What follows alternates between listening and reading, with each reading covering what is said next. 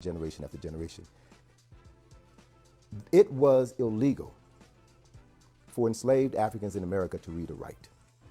Why? Because the enslavers knew that if you could write about where you came from, what your profession was, what your cultural traditions were, then you could pass that information on to your descendants, and they would have a means of freeing their minds while their bodies were still enslaved.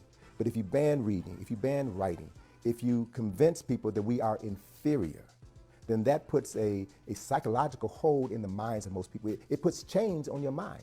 So we're talking about undoing years of psychological slavery.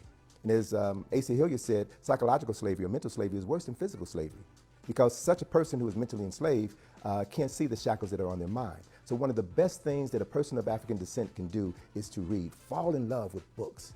Begin to read for all of your ancestors who are not given the privilege to read. So read the books by our scholars. Read my books. Read what I refer to as forbidden knowledge. There is a reason why my books were banned from Howard University. There's a reason why some people in the District of Columbia wanted to ban my books, Dr. Clark's books, Asa Hilliard's books, Frances Cress Welsing's books, because books are the passports to freedom, to the freedom of the mind.